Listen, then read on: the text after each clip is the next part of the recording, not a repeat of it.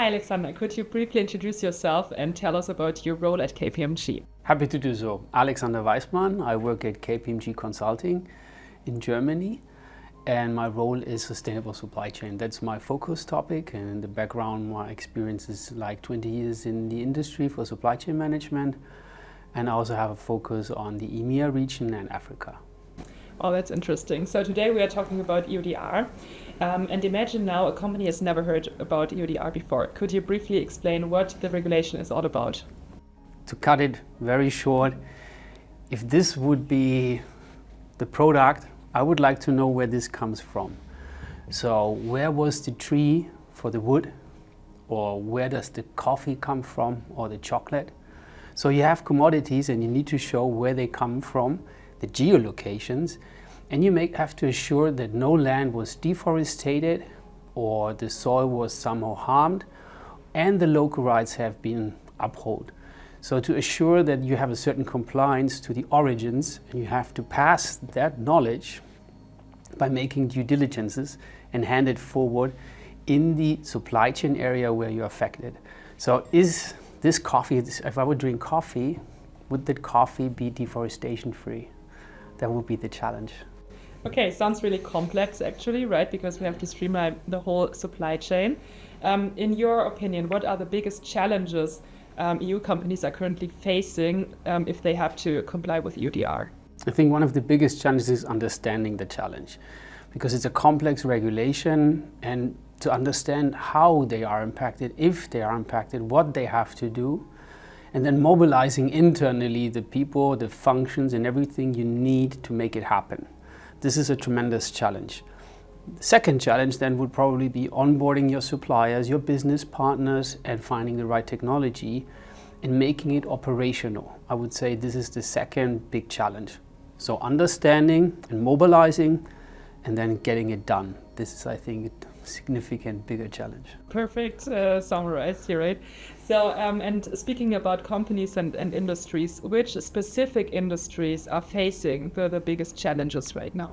They all have biggest challenge, I would say. The question is, what is the specific challenge of the commodity? Look at coffee. You have millions and millions of farmers. How do you assess the data? That's new land. Look at meat. You already have normally good traceability. Look at automotive. Maybe you need batch information for spare parts.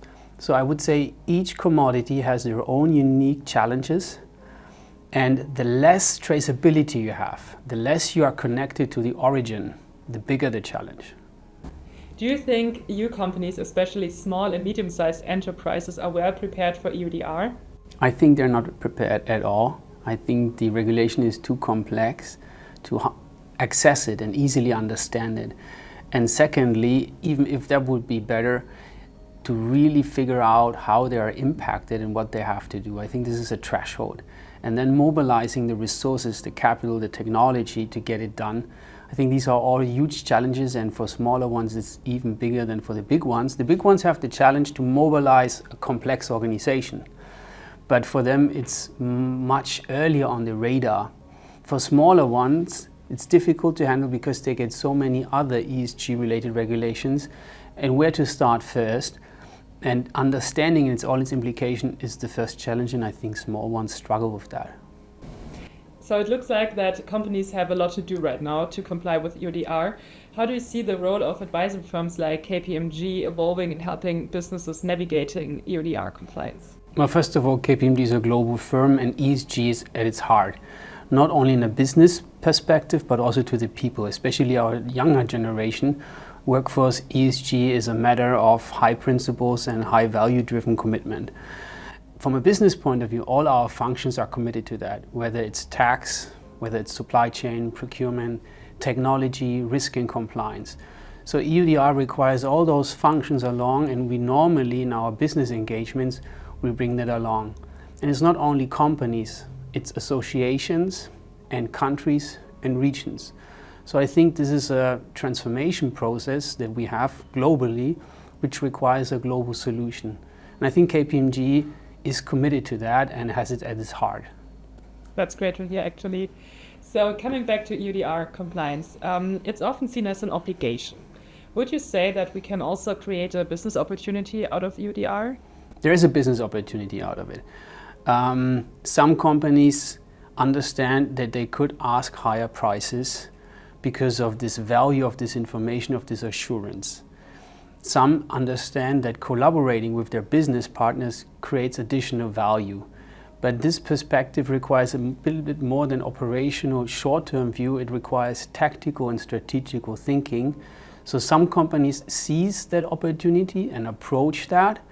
But for most, currently, this is just one out of many regulations, especially compliance-driven, which put them in front of huge challenges. But yes, there are companies who see the opportunity and they seize that. So somehow EUDR is changing the game, we could say, right? Yes, you could say it. It's changing the game. We see that happen from Brazil to Indonesia to Africa, in Europe. The question is, where are you in your value chain and what do you make out of that challenge or opportunity? Depends how you see it. Talking about larger companies and suppliers, how would you observe the change between suppliers and working with retailers, for example? What is common, and this is across all those commodities, is that the sector-specific or industry-specific associations come together. And you understand that you have this challenge same as your peers, and you want an industry standard solution. You don't want to figure out your own proprietary solution because it's about data, data management, data ecosystem. So that brings you together closer to your suppliers. And of course, in retail, coming to your questions, there's already a lot of data, product data. So here the challenge is, what is the standard? What do you align on? How do you make that happen? And what data are you willing to share or do you not want to share?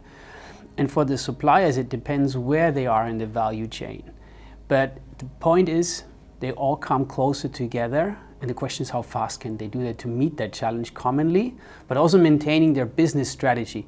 Could be that you will see, and we see this happening in small steps, mergers, vertically or horizontally, or saying strategically, I'm not only a retailer, but I also own something at the start of the chain. So this is, as you said, the opportunity to change things in your business value chain. So you talked also about data.